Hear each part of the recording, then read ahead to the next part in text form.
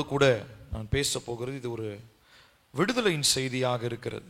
இது ஒரு deliverance message. ஆகையினாலே முழு கவனத்தோடு இந்த நாளிலே இந்த வார்த்தைக்கு நீங்கள் செவி சாய்க்க வேண்டும் என்று சொல்லி உங்களை அன்பாய் நான் கேட்கிறேன். ஒரு வசனத்தை நாம் வாசிப்போம். ஏசாயா 59வது அதிகாரம் 19வது வசனம். ஏசாயா 59:19 சேர்ந்து வாசிப்போம். எடுத்துட்டீங்களா? ஏசாயா 59:19 எல்லாரும் சேர்ந்து வாசிப்போம். அப்பொழுது சூரியன் அஸ்தமிக்கும் திசை தொடங்கி கர்த்தரின் நாமத்திற்கும் சூரியன் உதிக்கும் திசை தொடங்கி அவருடைய மகிமைக்கும் பயப்படுவார்கள். வெள்ளம் போல் சத்துரு வரும்போது கர்த்தருடைய ஆவியானவர் அவனுக்கு விரோதமாய் கொடி ஏற்றுவார். ஸ்தோத்திரம். இந்த நாளிலே முக்கியமான ஒரு வசன பகுதி நம்ம வாசித்திருக்கிறோம்.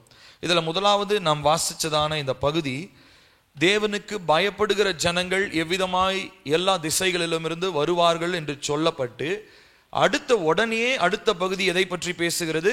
சத்ருவானவன் வெள்ளத்தை போல வருகிறான் என்று சொல்லி. அப்போ தேவனுக்கு பயப்படுகிறவர்கள், தேவனை நம்புகிறவர்களுக்கு பிசாசனுடைய தாக்கங்கள் இருக்காது என்று சொல்ல முடியாது. அப்படின்னா இந்த வசனத்தை தனியா போட்டிருப்பாங்க இல்லையா? ஆனா என்ன போட்டிருக்குது? தேவனுக்கு பயப்படுகிறவங்க எல்லாம் எல்லா திசையில இருந்து சேர்ந்து வருவாங்களாம். இயேசு கிறிஸ்து கூட இந்த பூமியில ஊழியம் செய்தப்ப அவர் சொன்னாரு, ஆபிரகாமுடைய பந்தியிலே வந்து பந்தி இருக்கும்படியாக கிழக்கிலும் இருந்து மேற்கிலும் இருந்து என்ன பண்ணுவாங்க?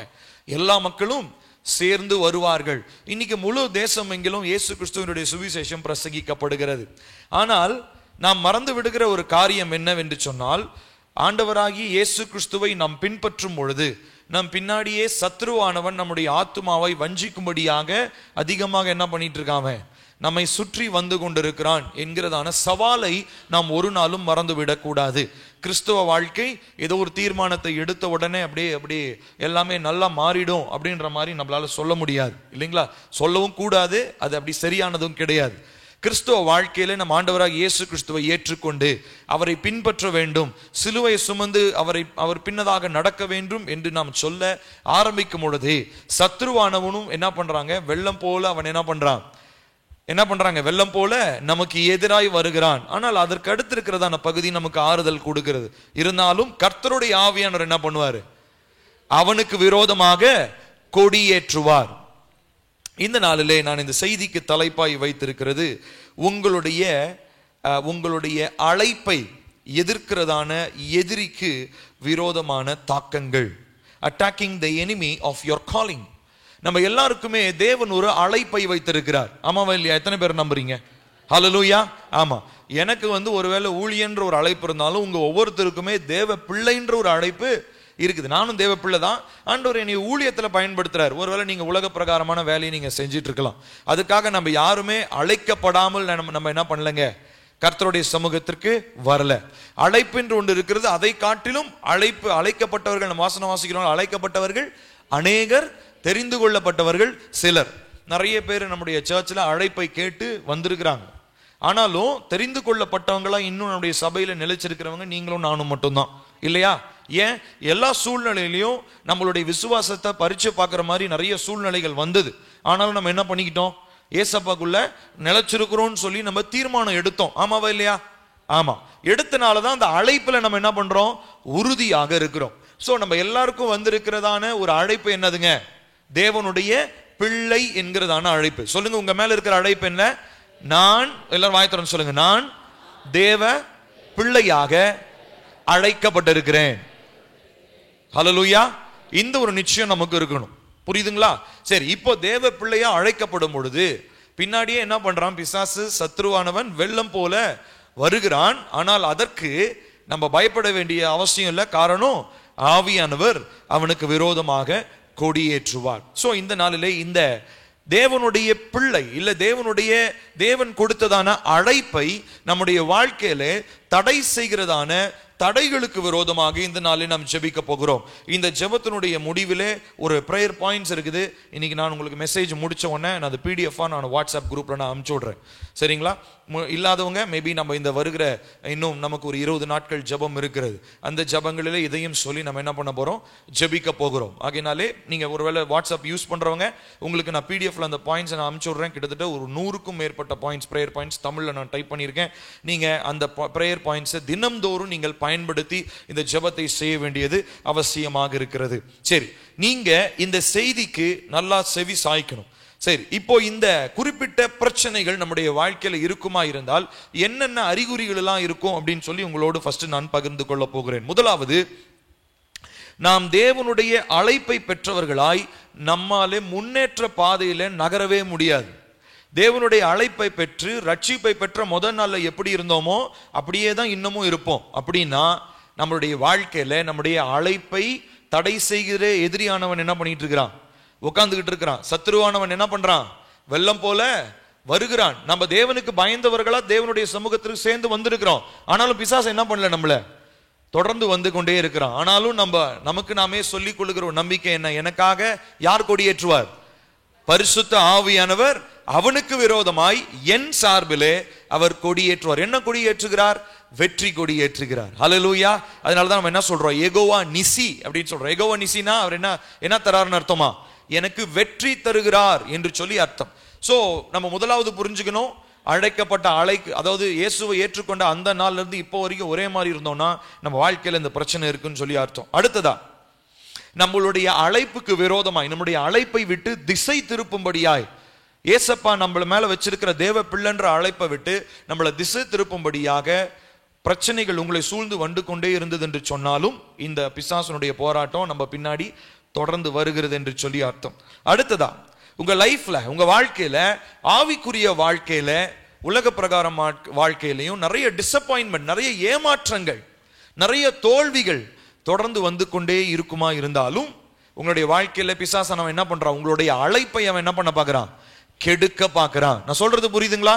நம்ம தேவ பிள்ளையினுடைய வாழ்க்கையில நமக்கு அடையாளமே என்னதுங்க? சொல்லுங்க. எங்க உங்களை வந்து கிறிஸ்தவன் சொல்றாங்களா? உங்களுடைய அடையாளமே என்ன? உங்ககிட்ட நீங்க ஏன் கிறிஸ்தவன் சொன்னா நீங்க என்னன்னு சொல்லுவீங்க? நான் தேவனுக்கு நான் பிள்ளைன்னு சொல்லுவீங்களா இல்லையா? அதுதான் உங்களுடைய அடையாளம். தேவனுடைய மகன், தேவனுடைய மகள் என்பதுதான் அடையாளம். ஆனா சத்துரு உங்களுடைய அடையாளத்தையே என்ன பண்ண பாக்குறான்? கெடுக்க பாக்குறான். நீ தேவனுடைய பிள்ளை இல்ல, நீ உலக பிரகாரமான பிள்ளை, நீ வேசியின் பிள்ளை, உன்னை யாரும் நேசிக்கிறதே இல்லை அப்படின்னு சொல்லி பிசாசானவன் வந்து என்ன பண்றான்? அழைப்பை பெற்ற, தேவனுடைய அழைப்பை பெற்ற தேவ பிள்ளைகளை அவன் இந்த நாட்களிலே பயங்கரமாக அவன் தாக்கி கொண்டிருக்கிறான். ஆகையினால இந்த ஜெபத்தை, இந்த பிரசங்கத்தை நீங்கள் கேட்க வேண்டியது ரொம்ப அவசியம். மூணாவது என்ன சொன்னேன்? ஏமாற்றங்களும் தோல்விகளும். அடுத்தது நான்காவதா, தேவனுடைய கரம் நம்முடைய வாழ்க்கையில கிரியை செய்ய முடியல, கிரியை செய்யல அப்படின்னாலும் சத்ருவானவன் என்ன பண்றான்? நம்முடைய அழைப்பை அவன் கெடுக்க நினைக்கிறான் அப்படின்னு சொல்லி. அடுத்ததாக, உங்களால தேவன் மேல போக்கஸ், ஒரு அட்டென்ஷனா, தேவன் மேல ஒரு கவனமா என்னால இருக்க முடியல அப்படின்னாலும் என்ன அர்த்தம்? பிசாசு உங்களுடைய அழைப்பை கெடுக்க பார்க்கிறான். சரி, இவ்வளவு சொல்லியாச்சு. இப்ப இதுக்கு ரெமெடியா நம்ம என்ன பண்ண போகிறோம்? அதற்கான வழி, அதுக்கான ஆலோசனைகளை இந்த நாளில் உங்களோடு கூட நான் சொல்ல போகிறேன். எல்லாரும் திருப்பிக் கொள்வோம். இப்ப புரிஞ்சதுங்களா? இன்ட்ரோடக்ஷன் புரிஞ்சுதா? என்ன பிரச்சனைன்னு புரிஞ்சுதா? தேவனுக்கு பயப்படுகிற பிள்ளைங்க தான் நம்ம தேவனுடைய பிள்ளைகளாய் தேவ சமூகத்துக்கு வந்திருக்கிறவங்க தான் நம்ம எல்லாருமே. ஆனாலும் பிசாசனவன் என்ன பண்றான்? வெள்ளம் போல அவன் எழும்பி வருகிறான். காரணம் என்ன? உங்களுடைய என்னுடைய அழைப்பை என்ன பண்ணணும்? அவன் உடைச்சு போடணும். அழைப்பை, நம்முடைய தனித்துவத்தை, நம்முடைய அடையாளத்தை அவன் கெடுத்துட்டான்னு சொல்லி சொன்னா உங்களால் என்ன பண்ண முடியாது? தேவனுடைய பிள்ளையாக நிலைச்சிருக்க முடியாது. ஆனாலும் நமக்கு நல்ல செய்தி என்ன? நமக்காக ஆவியானவர் வெற்றி கொடி ஏற்றுகிறார். சரி, திருப்புங்க. 2 தீமோத்தேயு 4வது அதிகாரம் 5வது வசனம்.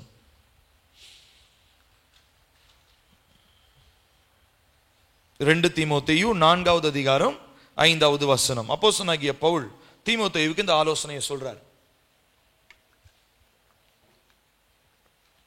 சேர்ந்து வாசிக்கலாமா? 2 தீமோத்தேயு 4:5. நீயோ சேர்ந்து வாசிக்கலாங்க.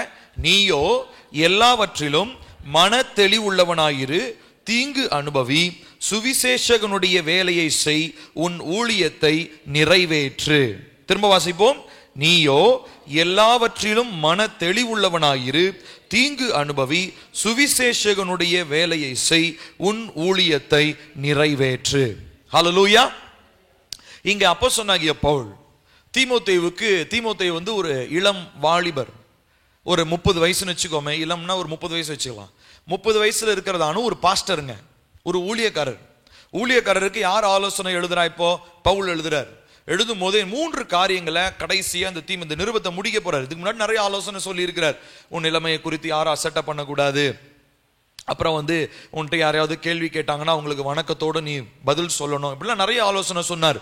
ஆனா அவர் சொன்ன கடைசி ஒரு ஆலோசனை என்னன்னா, 3 காரியங்களை தீமோத்தேயுனுடைய அடையாளத்தை உறுதிப்படுத்திக் கொள்ளும்படியாக 3 அத்தியாவசியமான காரியங்களை தேவன் கற்றுக் கொடுத்தார். முதலாவது நாம் பார்க்கிறோம், மன தெளிவுள்ளவனாய் நீ இருக்க வேண்டும். இரண்டாவதா, நீ தீங்கு அனுபவிக்க வேண்டும். மூன்றாவதா, சுவிசேஷகனுடைய வேலையை செய்ய வேண்டும். 3 காரியங்களை இந்த நாளிலே நாம் பார்க்க போகிறோம். பல இடங்களிலே அப்போஸ்தலனாகிய பவுல் தான் யார் எந்தெந்த ஊருக்கெல்லாம் போய் ஊழியம் செஞ்சாரோ அந்த ஊழியம் செஞ்ச ஊர்ல இருந்ததான ஊழியக்காரர்களுக்கெல்லாம் என்ன பண்ணுவார் தெரியுங்களா? லெட்டர்லாம் எழுதுவார். அந்த மாதிரி லெட்டர் எழுதினவர் தான் தீத்து, பிலமோன், இப்படி தனித்தனி நபருக்கு எழுதியிருக்கிறாரு. ஒரு சில இடங்களில் சபைக்கும் எழுதியிருக்கிறார். கொலோசேயருக்கு கூட அந்த மாதிரி நிறைய ஆலோசனைகள் அவர் சொல்லியிருக்கிறாரு. பிலிப்பியர், இந்த மாதிரி பல அதிகாரங்களிலே தனிப்பட்ட நபருக்கும் அங்கிருந்ததான ஊழியக்காரங்களுக்கும் பவுல் என்ன பண்ணாருங்க? ஆலோசனை சொன்னார். என்ன ஆலோசனைனா, தேவன் உங்களை எந்த அழைப்புல அழைச்சாரோ அந்த அழைப்புல நீங்க எப்படி இருக்கணும்? உறுதியாக தரித்திருக்கணும். எல்லாரும் நெஞ்சு மேல கை வச்சு சொல்லுங்க, நான் எந்த அழைப்பிலே அழைக்கப்பட்டிருக்கிறேனோ அதிலே நான் உறுதியாய் தங்கி இருக்க வேண்டும் என்பது தேவனுடைய சித்தமாக இருக்கிறது. ஹல்லேலூயா. இப்ப நம்ம எல்லாருடைய வாழ்க்கையிலுமே தேவனுடைய சித்தம் என்ன தெரியுங்களா? கடவுள் நம்மளை எங்க அழைச்சிருக்கிறாரோ, இயேசு நம்மளை எங்க அழைச்சிருக்கிறாரோ அந்த இடத்துல நம்ம இருக்கணும். அந்த வேலையை நம்ம செய்யணும். அந்த அழைப்பை நம்ம நிறைவேற்றணும். இப்ப என்னை ஆண்டவர் இந்த மூங்கில்பாடி பகுதியில் இந்த சிமிர்னா ஆலயத்தில் என்னை வச்சிருந்தாருன்னா நான் இங்கே தான் இருக்கணும். நான் இங்கே விட்டுட்டு எனக்கு இங்கெல்லாம் ஒன்றும் பிடிக்கலங்க, நான் வேற ஊருக்குலாம் போனேன் அப்படின்னா நான் போய் ஊழியம் செய்யலாம். ஆனால் என்னுடைய அழைப்பு மற்றவருக்கு பிரயோஜனப்படாது. மற்றவருக்கு பிரயோஜனப்பட்டாலும் தேவனுடைய ராஜ்யத்தை அதை கட்ட முடியாது. ஸோ அப்போ தேவன் என்னை எங்க நிலைநாட்டினாரோ அங்க நிலைநாட்டப்பட்ட மரமா இருந்தால் தான் என்னால் என்ன பண்ண முடியும்? கனி கொடுக்க முடியும். இப்போ ஒரு சில மரம்லாம் இருக்கு இல்லைங்களா? அதெல்லாம் நீங்க மலையில வச்சாதான் வரும். இப்போ ஏற்காட்டுல இருந்து ஒரு மரத்தை எடுத்துட்டு வரீங்க. ஏற்காட்டுல இருந்து ஒரு பலாப்பழ மரத்தை எடுத்துட்டு வரீங்க. பலாப்பழ மரத்தை எடுத்துட்டு நீங்க உங்க ஊர்ல வச்சீங்கன்னா உங்க ஊர் மண்ணுக்கு வருமா வராதா? மேபி மண்ணுக்கு மண்ணு மாறும். ஆனா நிச்சயமா நம்மளால என்ன சொல்ல முடியாது? வரும்னு சொல்ல முடியாது. ஆனா பலாப்பழம் அந்த கொட்டையை நீங்க ஏற்காட்டுல எந்த மூலையில போட்டாலும் மலை பிரதேசத்துல எந்த மூலையில போட்டாலும் என்ன ஆகும்? அது வளரும். ஏன்னா எந்த மரம் எந்த விதை எந்த இடத்துல விழுந்தால் அதிக கனி கொடுக்குமோ அங்கதான் என்ன பண்ணணும்? அதை விதைக்கணும். அப்பதான் அதுல இருந்து என்ன பண்ண முடியுங்க? பலனை, கனியை அனுபவிக்க முடியும். இப்போ பில்லி மூங்கில்பாடியில சிமிர்னா ஆலயத்தில் இருக்கணும்னா நான் இங்கதான் இருக்கணும். நான் இதை விட்டுட்டு எனக்கு பிடிக்கல நான் வேற இடத்துக்கு போனேன்னா என்னால் என்ன பண்ண முடியாது? கனிகளை கொடுக்க முடியாது. ஸோ அப்போ நல்லா ஒன்று தெளிவாக புரிஞ்சுக்கோங்க. நம்மளுடைய வாழ்க்கையில தேவன் என்னத்தை கொடுத்திருக்கிறாரு? அழைப்பை கொடுத்திருக்கிறார். ஸோ அந்த அழைப்புல ரொம்ப முக்கியமானது என்னங்க? நம்ம எங்க அழைக்கப்பட்டிருக்கிறோமோ அந்த இடத்திலே நாம் நிலைநாட்டப்பட்டிருக்க வேண்டியது அவசியம். ஸோ இந்த 3 காரியங்களை அப்போஸ்தலனாகிய பவுல் நமக்கு சொல்லுகிறார். முதலாவது என்ன சொன்னாங்க? 3 காரியங்கள் வாசிக்கலாம். என்னன்னது? திரும்ப இந்த வசனத்தை வாசிங்களா? 2 தீமோத்தேயு 4:5, எல்லாவற்றிலும் மன தெளிவுள்ளவனாயிரு, தீங்கு அனுபவி, சுவிசேஷத்தினுடைய வேலையை செய். திரும்ப சொல்லுங்க, மன தெளிவுள்ளவனாயிரு, தீங்கு அனுபவி, சுவிசேஷகனுடைய வேலையை செய். இப்ப முதலாவது காரியத்துக்கு வரலாம். மன தெளிவுள்ளவனாயிரு. இப்போ நம்மளுடைய இந்த அழைப்பிற்கு பிரதானமான ஒரு எதிரி, ஃபர்ஸ்ட் எதிரி பிசாசு கிடையாது, நம்மளுடைய சுயம். நம்முடைய சுயத்தினாலே கட்டுப்படுத்தப்படுகிற நம்முடைய மூளை பகுதி. இதுதான் நம்முடைய அழைப்பை எதிர்க்கிறதான என்னதுங்க? முதல் எதிரி. நான் சொல்றது புரிஞ்சுதா? உங்களுடைய அழைப்பை தேவனை விட்டு உங்களை விலக செய்கிறதுக்கு உங்க முதல் எதிரி என்ன தெரியுங்களா? உங்களுடைய மூளை பகுதி. அது என்ன பண்ணும் தெரியுங்களா? நிறைய நேரம் இந்த மாதிரி சந்தேகமான கேள்விகளை உங்களுக்குள்ளாக எடுப்போம். இவ்வளவு நாளா நீ ஜோம் பண்றியே, ஏதாவது நடந்துச்சா? இல்ல அவங்க ஜெபம் பண்ணாங்களே ஏன் பதில் வரல, இந்த மாதிரி குழப்பங்களையும் சந்தேகங்களையும் எழுப்பி உங்களுடைய மூளை பகுதியை உங்களுக்கு எதிராகவே திருப்புறது. தேவன் சொல்றாரு இல்லைங்களா, தனக்குத்தானே பிரிந்திருக்கிற எந்த ராஜ்யமும் நிலைத்திருக்க மாட்டாது. இப்போ பிசாசு என்ன தெரியுங்களா பண்றான், வெளியில இருந்து வந்தாதான் பிசாசுன்னு தெரியும், ஆனா உங்களையே உங்களுக்கு விரோதமா யோசிக்க வைக்கிறான். இது எவ்வளவு பெரிய தந்திரம் பாருங்க. உங்க மூளை பகுதியே நீங்க செய்யற வேலைக்கு விரோதமாக யோசிக்கும். நீ உண்மையாலுமே தேவனால அழைக்கப்பட்டியா, ஏன் இவ்வளவு நாள் பொழப்பு மெனக்கெட்டு உட்காந்து ஜெபம் பண்ணி கஷ்டப்பட்டு ஏன் இந்த பாடுபடணும், மற்றவெல்லாம் பாரு அதை செஞ்சு அவ்வளோ போயிட்டானே, மற்றவெல்லாம் பாரு இயேசுவை ஏற்றுக்கொள்ளாமல் இருக்கிறவங்களாம் அப்படி இருக்கிறானேன்னு சொல்லி பலவிதமான கேள்விகளையும் சந்தேகங்களையும் நம்முடைய சிந்தை பகுதியில போட்டு, இந்த சிந்தை பகுதியை நம்ம தேவனை பின்பற்றணும் தீர்மானம் எடுத்தோம் பார்த்தீங்களா, அந்த தீர்மானத்திற்கு எதிராக இந்த மூளை பகுதி என்ன பண்ணிடுவாங்க, திருப்பிடுவான். சோ இதுதான் பிசாசனுடைய ஒரு தந்திரம். உள்ள அவன் வர மாட்டான், ஆனா நம்ம மூளையவே நமக்கு விரோதமாக திருப்புவான். அதனாலதான் முதலாவது இந்த ஆலோசனை அவர் சொல்றாரு, நீங்க என்ன பண்ணணும், மன தெளிவுள்ளவங்களா இருக்கணும். அதற்கு ஆண்டவராக இயேசு கிறிஸ்து ஒரு ஆலோசனை கொடுக்கிறார். வாசிக்கலாமா? மத்தேயு 26வது அதிகாரம் 41வது வசனம். மத்தேயு 26:41. கெத்செமனே தோட்டத்தில் நடக்கிறதான சம்பவம். அங்க பேதுருவை பார்த்து ஆண்டவராக இயேசு கிறிஸ்து இந்த வார்த்தையை சொல்றார். இந்த 4 வார்த்தையை மட்டும் படிக்கலாமா? நீங்கள் சோதனைக்குட்படாதபடிக்கு விழித்திருந்து ஜெபம் பண்ணுங்கள். திரும்ப வாசிக்கலாம். நீங்கள் சோதனைக்குட்படாதபடிக்கு விழித்திருந்து ஜெபம் பண்ணுங்கள். முதல் ஆலோசனை, இந்த மன தெளிவு இருக்கு இல்லைங்களா, சிந்தையில தெளிவு வர்றதுக்கு ஏசப்பா சொல்ற முதல் ஆலோசனை, நீ என்ன பண்ணணும், ஜெபிக்கணும். விழித்திருந்து நீ ஜெபிக்கணும். உன்னுடைய சுயத்தை உடைத்து நீ ஜெபிக்க வேண்டும். சுயத்துல காணப்படுகிறதான சோம்பலை முறித்து நீ என்ன பண்ணணும், ஜெபிக்க வேண்டும். சோ இந்த மன தெளிவு சாதாரணமா நம்மளுடைய வாழ்க்கையில வந்துடாதுங்க. இது ஈஸியான ஒரு காரியம் கிடையாது. ஒரு மனுஷன் கிளாரிட்டியோட ஒரு மனுஷன் நடக்கிற மனுஷனுடைய நடைய பாருங்களேன். அவங்கிட்ட போய் கேளுங்க, எப்படிப்பா இவ்வளவு தெளிவா உன் நடையில இருக்கிற உன் வாழ்க்கை எப்படி இவ்வளவு தெளிவா இருக்குன்னா அதுக்கு அவங்க நிச்சயமா சொல்லுவாங்க, காரணம் என்ன பண்ணேன், தேவனுடைய சமூகத்திலே என்னுடைய சிந்தை தெளிவாகும்படி நான் ஜெபத்திலே என்னுடைய நேரத்தை என்ன பண்ணேன், செலவழித்தேன். நம்ம ஜெபிக்கிற நேரத்துல நடக்கிறது என்ன தெரியுங்களா, நம்முடைய சிந்தையை பரிசுத்த ஆவியானவர் சுத்திகரிக்கிறார். ஹல்லேலூயா சொல்லுங்க. நம்ம ஜெபிக்கிற நேரத்துல என்ன ஆகுதுங்களா, சிந்தையை பரிசுத்த ஆவியானவர் என்ன பண்றாரு, சுத்திகரிக்கிறார். திரும்ப சொல்லுங்க, நான் ஜெபிக்கும் நேரத்தில் பரிசுத்த ஆவியானவர் என்னுடைய மூளை பகுதியை சிந்தையை சுத்திகரிக்கிறார். புரியுதுங்களா? சோ முதலாவது தேவனுடைய அழைப்பை நம்ம காத்துக்கொள்ளணும். இல்ல எனக்கு விரோதமா வர்ற இந்த எதிரியை நான் இனம் கண்டு கொள்ளணும்னா முதலாவது என்னுடைய சிந்தையில ஒரு தெளிவு வேண்டும், மன தெளிவு இருக்கணும். அதுக்கு ஒரே வழி, நான் என்னுடைய சுயத்தை உடைத்து நான் ஜெபிக்க வேண்டியது அவசியம். இன்னொரு வசனத்தை கூட பேதுரு விதமா எழுதுகிறார். 1 பேதுரு 5:8. உங்க எல்லாருக்கும் தெரியும் இல்லைங்களா, தெளிந்த புத்தி உள்ளவர்களாய் இருங்கள், விழித்திருங்கள், ஏனெனில் உங்கள் எதிராளியாகிய பிசாசானவன் கெர்ச்சிக்கிற சிங்கம் போல எவனை விழுங்கலாமோ என்று வகை தேடி சுற்றி திரிகிறான். இப்ப நான் சொன்னேன் இல்லைங்களா, தேவனை ஆராதிக்கிறவங்க எல்லாம் மேற்கிலிருந்தும் கிழக்கிலிருந்தும் எல்லா திசைகளிலும் இருந்து தேவனை தேடி வருவாங்க. வந்துட்டோம். ஆனா வந்த உங்களை பிசாசு என்ன பண்ண போறது இல்ல, சும்மா விட போறது இல்ல. அவன் உங்களை பின்னாடி வந்துகிட்டே இருக்க போறான். அவன் என்ன பண்றான், வெள்ளம் போல வரானா. வெள்ளம் எப்படிங்க வரும், ஏங்க சொல்லுங்க, நதியை பார்த்து ஓடுவீங்களா, வெள்ளத்தை பார்த்து ஓடுவீங்களா? நதினா என்ன பண்ணலாம், மெதுவா வரும். ஆறுனா மெதுவா வரும். ஆனா அந்த ஆறு வெள்ளம் மாதிரி அடிச்சுக்கிட்டு வந்தா என்ன பண்ணுவோம், எங்கேயாவது போய் அடிச்சுட்டு போயிடக்கூடாதுன்றதுக்காக எதையாவது ஒண்ணு என்ன பண்ணிக்குவோம், நம்ம பிடிச்சிக்குவோம். அப்படித்தானே? எங்க இந்த வெள்ளம்லாம் அடிச்சுட்டு வரும்போது வீடியோலாம் பாக்குறீங்க இல்லையா, என்ன பண்ணிக்கிறாங்க, ஏதாவது ஒரு காரியத்தை அவங்க என்ன பண்ணிக்கிறாங்க, பிடிச்சிக்கிறாங்க. ஒரு மரத்தை பிடிச்சிக்கிறாங்க, ஒரு கம்பத்தை பிடிச்சிக்கிறாங்க, ஏதோ ஒண்ணு. ஏன், நான் அடிச்சுட்டு போயிடக்கூடாது. அடிச்சுட்டு போற வேகத்துல இந்த வெள்ளம் என்னை எங்கேயாவது போய் ஒரு மூலையில சாத்தி விட்டு போயிடும்.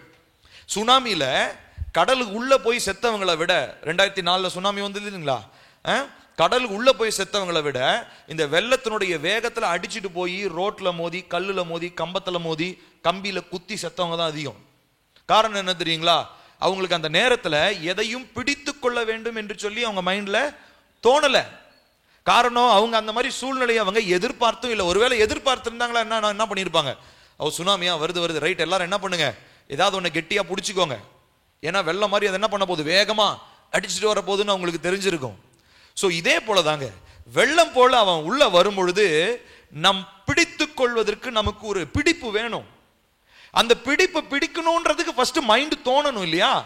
தோணாம பிடிப்பு இருந்தா என்ன பிரயோஜனம்? ஆனா மைண்டு தான் இன்னைக்கு என்ன பண்ணிடல, ஒர்க் ஆகல. அப்ப முதலாவது நமக்கு இந்த அழைப்பை நம்ம காத்து கொள்வதற்கு நமக்கு என்ன தெளிவுங்க, மன தெளிவு நமக்கு உண்டாயிருக்க வேண்டும். அதனாலதான் இங்க அப்போஸ்தலனாகிய பேதுரு என்ன சொல்றாரு, தெளிந்த புத்தியுள்ளவர்களாயிருங்கள். ஏன்னு சொல்லி சொன்னா, சும்மா விளையாடிக்கிட்டு ஜாலியா உட்காந்துட்டு போயிடலாம் வந்துட்டு போயிடலாம்லாம் நினைக்காதீங்க. This is a very serious job. இது ரொம்ப ஒரு கவனமான ஒரு வேலை. என்ன வேலை? தேவனுக்கு பிள்ளையா இருக்கணும்ன்றது விளையாட்டுத்தனமான ஒரு காரியம் இல்லை. இது கவனமாய் நாம் செய்ய வேண்டிய ஒரு வேலை. இந்த பொதுவாக வந்து பார்த்தீங்கன்னா, இந்த ஃபேக்டரிலாம் ஒர்க் பண்ணுறவங்களுக்கு வந்து பார்த்தீங்கன்னா, ஒரு சிலரை மாத்திரம்தான் ரொம்ப விசேஷமான வேலைகளுக்கு தேர்ந்தெடுப்பாங்க. பார்த்துருக்கிறீங்களா? ஏன்? அவங்களால மாத்திரம்தான் கவனமான ஒரு சில காரியங்களை என்ன பண்ண முடியும், செய்ய முடியும். எல்லாரையும் கொண்டு போய் அந்த முக்கியமான வேலையை செய்ய விட்டாங்கன்னா அவன் கையை விட்டுக்குவான், காலை விட்டுக்குவான், கையை வெட்டிடும், காலை வெட்டிடும் இல்லையா? ஆமாவா இல்லையா? ஏங்க இப்போ தறி ஓட்டுறது எக்ஸாம்பிள் உங்க பாணியிலே வரேன். தறி பார்த்துருக்கிறீங்களா இல்லையா? இப்போ நான் போய் தறி ஓட்ட முடியுமா? முடியாது. தறி ஓட்டுறதுக்குன்னு ஆளுங்க இருக்கிறாங்க. அவங்க உள்ள அந்த போய் வந்துகிட்டு இருக்கிறதான அந்த காரியத்தை கூட நேராக போய் கையை விட்டு அவங்களால என்ன பண்ண முடியும், பிடிக்க முடியும். எனக்கு தெரிஞ்ச ஒருத்தர் இந்த மாதிரி நானும் கையை விடுறேன்னு விட்டு விரலை வெட்டிடுச்சு. அவருக்கு பாதி விரல காணும், அவருக்கு எதுவுமே பண்ண முடியல. இன்னும் ஒரு மொட்டையான விரல தான் இருக்கிறாரு. காரணம் என்ன?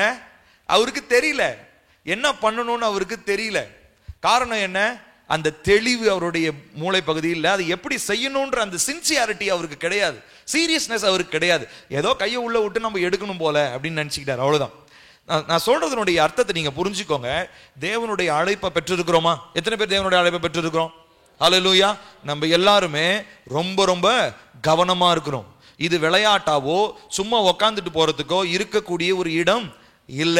ஆண்டவராகிய இயேசு கிறிஸ்துவை அவருடைய பிள்ளையாய் பின்பற்றுவது, அவருடைய மகனாய் மகளாய் நிலைத்திருப்பது என்பது ஒரு ரொம்ப ரொம்ப ஜாக்கிரதையாக செய்யக்கூடிய ஒரு வேலையாக இருக்கிறது. அந்த ஜாக்கிரதையா செய்யணும்னா முதல்ல என் மைண்ட் எப்படி இருக்கணும், தெளிவுள்ளதா இருக்கணும். அதனாலதான் பேதுரு என்ன சொல்றாரு, ரொம்ப தெளிந்த புத்தி உள்ளவர்களா இருங்க. காரணம் என்ன? உங்களை விழுங்குகிறதான சாத்தானானவன் கெர்ச்சிக்கிற சிங்கத்தை போல அவன் வகை தேடி சுற்றி திரிகிறான். ஹல்லேலூயா, ஆமென். சோ ஆகையினால இந்த நாளிலே மன தெளிவை குறித்து இந்த நாளிலே நாம் ரொம்ப ஜாக்கிரதையாக புரிந்திருக்க வேண்டும். 2 கொரிந்தியர் 13வது அதிகாரம் 5வது வசனத்தை வாசிப்போம். 2 கொரிந்தியர் இன்னைக்கு ரொம்ப முக்கியமான செய்திங்க. இதை தயவு செஞ்சு நீங்க கேட்காம இருக்கக்கூடாது. உங்களுக்கு தூக்கம்லாம் வர மாதிரி இருந்தா போய் மூஞ்ச கழுவிட்டு வாங்க, முகத்தை கழுவிட்டு வாங்க. 2 கொரிந்தியர் 13:5 சேர்ந்து வாசிக்கலாமா? நீங்கள் 2 கொரிந்தியர் 13:5 சேர்ந்து வாசிக்கலாம். நீங்கள் விசுவாசம் உள்ளவர்களோ வென்று உங்களை நீங்களே சோதித்து அறியுங்கள், உங்களை நீங்களே பரீட்சித்து பாருங்கள், இயேசு கிறிஸ்து உங்களுக்குள் இருக்கிறார் என்று உங்களை நீங்களே அறியீர்களா? நீங்கள் பரீட்சைக்கு நில்லாதவர்களாய் இருந்தால் அறியீர்கள். இப்ப நம்ம எல்லாரையுமே ஆண்டவர் எங்க கொண்டு வந்து நிறுத்தி இருக்கிறார் தெரியுமா? பரீட்சைக்கு நிறுத்தி இருக்கிறார். நம்ம எல்லாருமே ஒரு டெஸ்ட் எழுதிக்கிட்டு இருக்கிறோம், எக்ஸாம் எழுதுறோம். என்ன எக்ஸாம்? அந்த எக்ஸாமுக்கு என்ன தேவை? எனக்குள்ள இயேசு இருந்தார்னா போதும், நான் அந்த எக்ஸாம்ல என்ன ஆயிடலாம், பாஸ் ஆயிடலாம். அதனாலதான் இப்ப பவுல் என்ன சொல்றாரு, நீங்கெல்லாம் என்ன பண்றீங்க, விசுவாசம் உள்ளவர்களோ என்று உங்களை நீங்களே சோதித்தறியுங்கள்.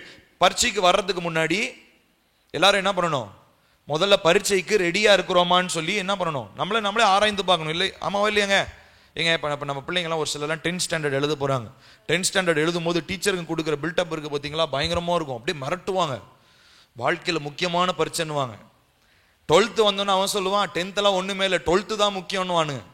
12th முடிச்சுட்டு காலேஜ் வந்தோன்னா காலேஜில் சொல்லுவான் 12th ஒன்றுமே இல்லை, காலேஜ் ஏன்டா அப்போ எது தாண்டா முக்கியம்? வாதியாருங்களை இப்படியே தான் சொல்லி எல்லாரும் ஏமாத்திக்கிட்டு இருக்கிறாங்க. ஆனால் அஃப்கோர்ஸ் எல்லா பரீட்சையும் முக்கியம் தான். நான் எதுக்காக நான் சொல்ல வரேன் அப்படின்னா, இந்த பரீட்சை எழுத வரும்போது, அது இந்த 10th ஸ்டாண்டர்ட் எக்ஸாம் எழுத வரும்போது நம்ம ஆயத்தமாக இருக்கிறோமோ இல்லையோ, இந்த டீச்சருங்க கொடுக்குற அந்த அந்த அந்த அந்த ஆலோசனையிலே நமக்கு பயம் வந்துடும். ஏய் பேனா எடுத்தியா, பென்சில் எடுத்தியா, ரப்பர் எடுத்தியா, ஸ்கேல் எடுத்தியா? நம்ம பசங்களாம் வெறும் பேனா, ஒரே ஒரு பேனா, அந்த பேனால இங்க் இருக்காது, இல்லாத பேனாலாம் எடுத்துன்னு போவாங்க. அவங்க கிட்ட போய் அப்படியே டென்ஷன் ஆகி அப்படியே வார்த்தையை பேசி பேசி என்ன பண்ணிடுவாங்க, கடைசியில் அவனுக்கு இருக்கிற எழுத வேண்டிய பதில கூட அவன் மறந்துட்டு வந்துடுவான். காரணம் என்ன அப்படின்னா, அவன் சோதித்து பார்க்கப்பட வேண்டும் என்பது அவசியம். அவனை சோதிக்கிறதுக்காக தான், அதாவது அவன் இதெல்லாம் கரெக்டாக செஞ்சிருக்கிறியான்னு கேட்கறதுக்கு தான் டீச்சர் சொல்லுவாங்க. ஆனால் அதுவே அவனுக்கு என்னவா மாறிடுதுங்க, பயமாக மாறி விடுகிறது. ஸோ அதே போலதான் நம்ம இந்த பரீட்சைக்கு வரணும்னா நம்ம கையில என்னென்னலாம் இருக்கணும் அப்படின்றத பவுல் சொல்றாரு. முதலாவது விசுவாசம் இருக்கணும். அடுத்தது உங்களை நீங்களே பரீட்சித்து பாருங்கள், இயேசு கிறிஸ்து உங்களுக்குள் இருக்கிறார். முதலாவது விசுவாசம் இருக்கணும். இரண்டாவதா எனக்குள் இயேசு தங்கி இருக்க வேண்டும். ஹல்லேலூயா. சோ இந்த ரெண்டு காரியங்களையும் நம்ம செய்யும் பொழுது நம்ம நிச்சயமா போய் பரீட்சையில என்ன பண்ண முடியும், பாஸ் ஆகி வந்துட முடியும். சோ நம்மளே சோதித்து பார்க்க வேண்டியது அவசியம். காரணம், முதல் ஆலோசனை என்னது, மன தெளிவுள்ளவர்களாய் இருக்க வேண்டும். First point. ரெண்டாவது விஷயம் என்னதுங்க, 2 தீமோத்தேயு 4:5 ரெண்டாவது விஷயமா அவர் என்ன சொல்றாரு, தீங்கு அனுபவி. அது என்னங்க தீங்கு அனுபவி? இந்த ஃபர்ஸ்ட் கூட பொறுத்துக்கலாங்க. தேவனுடைய பிள்ளையா நான் வந்துட்டு எதுக்குங்க தீங்கு அனுபவிக்கணும், எதுக்கு நான் தீமை அனுபவிக்கணும்? இந்த கேள்வி எல்லாருக்குள்ளேயும் வரும். ஒருவேளை நீங்க வாயை திறந்து கேட்கலனாலும் கண்டிப்பா உங்க மனசுல நீங்க யோசிப்பீங்களா இல்லையா?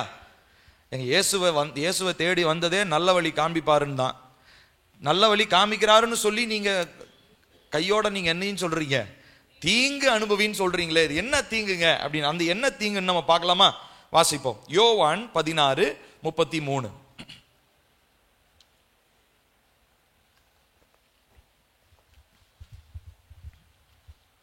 யோவான் 16:33.